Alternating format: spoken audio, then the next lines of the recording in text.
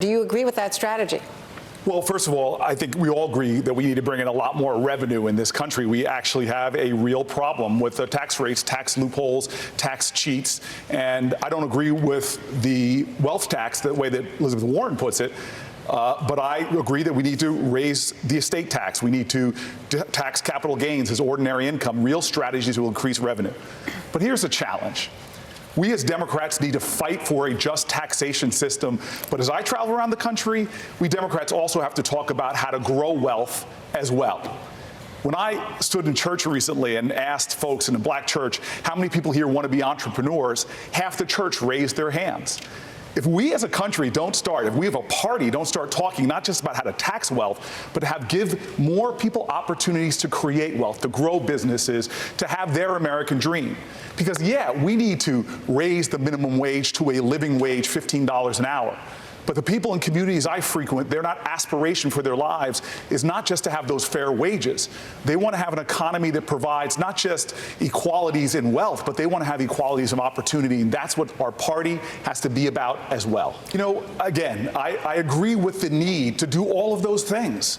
We're all united in wanting to see universal preschool, and I'll fight for that. We're all united in wanting to fund HBCUs. Heck, I wouldn't be here if it wasn't for two parents that went to HBCUs.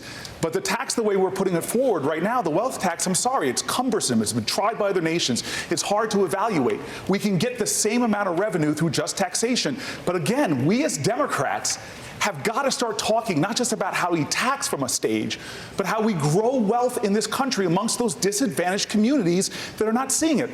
Look at VC dollars in this country. 75% of them go to 3 metropolitan areas. There is worth in the inner city.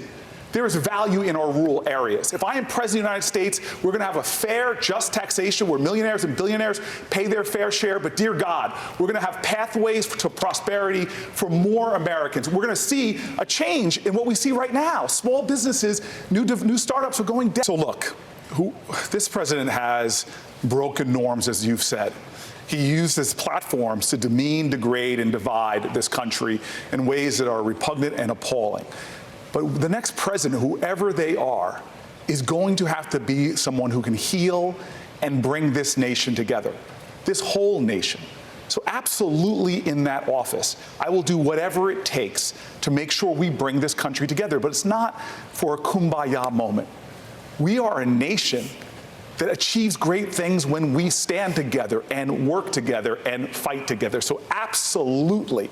When I was mayor of the largest city in my state, and this is where I agree with Mayor Pete, mayoral experience is very important, and I happen to be the other Rhodes Scholar mayor on this stage.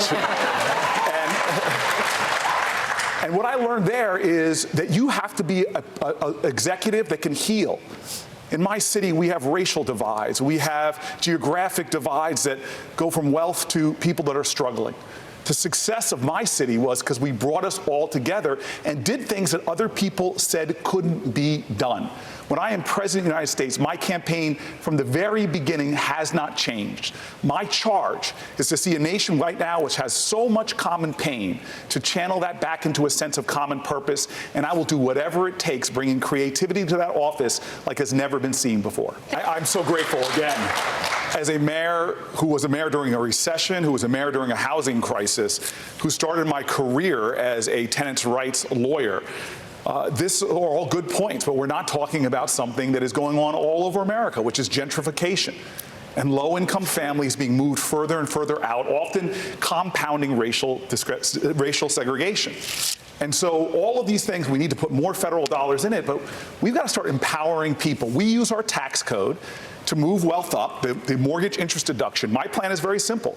If you're a renter who pays more than 1/3 of your income in rent, then you will get a refundable tax credit between the amount you're paying and the area median rent. That empowers people in the same way we empower homeowners.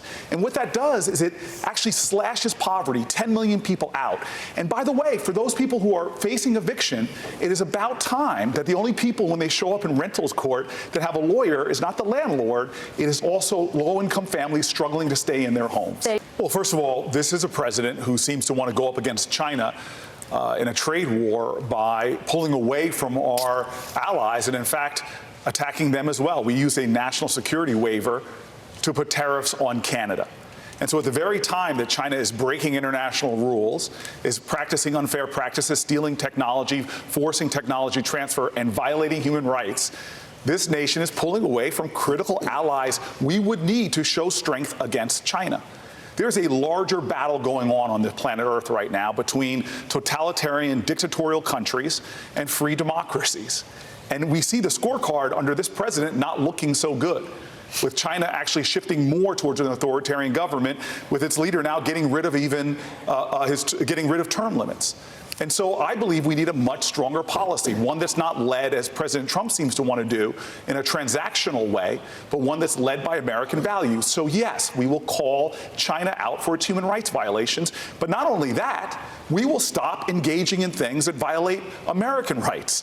Because it is a human rights violation when people at our border, children are thrown in cages. It's a human rights violations without coming to the United States Congress for an authorization to the use of military force for us to refuel Saudi jets to bomb Yemeni children. It is about time that this country is led by someone who will say the values of freedom and democracy are what we are going to lead with, and begin to check China, check Putin, and the other folks that are trying to undermine American values and democratic values around the globe. Thank you, Senator. Look, I want to be quick on this because I'd like to get back to something that wasn't included in, so would we all. Absolutely. If this is not effective, we see people cutting holes in his wall, what he brags about is just wrong. We need to have policies that respect dignity, keep us safe and strong. I wanted to return back to this issue of black voters. I have a lifetime of experience with black voters. I've been one since I was 18. Nobody on this stage should need a focus group to hear from African-American voters. Black voters are pissed off, and they're worried. They're pissed off because the only time our issues seem to be really paid attention to by politicians is when people are looking for their vote. And they're worried because the Democratic Party, we don't want to see people miss this opportunity and lose because we are nominating someone that isn't trusted, doesn't have authentic connection. And so that's what's on the ballot, and issues do matter. I have a lot of respect for the vice president. He has sworn me into my office as a hero. This week, I hear him literally say that I don't think we should legalize marijuana. I thought you might have been high when you said it. and let me tell you, because marijuana in our country is already legal for privileged people. And the war on drugs has been a war on black and brown people. So let me just say this. With more African Americans under criminal supervision in America than all the slaves since 1850, do not roll up into communities and not talk directly to issues that are going to relate to the liberation of children, because there are people in Congress right now that admit to smoking marijuana, while there are people, our kids are in jail right now for those drug crimes. And so these are the kind of issues that mean a lot to our community, and if we don't have somebody authentically, we lost the last election. Let me just give you this data example. We lost in Wisconsin because of a massive diminution, a lot of reasons, but there was a massive diminution in the African-American vote. We need to have someone that can inspire, as Kamala said, to inspire African-Americans to the polls at record numbers. Thank you, Senator Booker. This is a voting issue. This is a voter suppression issue. Right here in this great state of Georgia, it was the voter suppression, particularly of African-American communities, that prevented us from having a Governor Stacey Abrams right now. Yes. And that is, when you have undemocratic means, when you suppress people's votes to get elected, those are the very people you're going to come after when you're in office. And this bill, opposed by over 70%, the heartbeat bill here, opposed by over 70% of Georgians, is the result from voter suppression. This gets back to the issue about making sure we are fighting every single day that whoever is the nominee, they can overcome the attempts to suppress the votes, particularly of low-income and minority voters, and particularly in the black community like we saw here in Georgia. Senator Booker, thank you. It's an honor to be here tonight. I have not yet qualified for the December stage and need your help to do that. If you believe in my voice and that I should be up here, please go to corybooker.com. Please help. I had a closing statement prepared, but I saw in the audience during the break a man named John Lewis.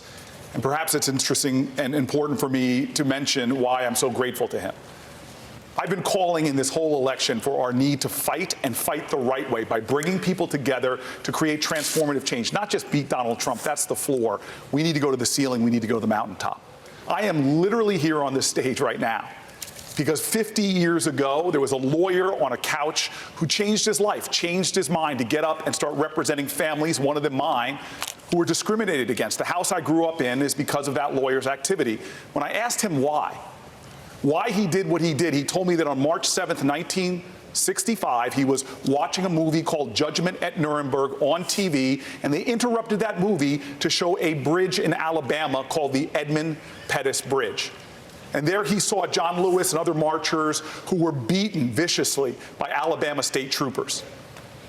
We all owe a debt that we cannot repay. We all drink deeply from wells of freedom and liberty that we did not dig. This is the moment in America where we need a leader that can inspire us to get up and fight again.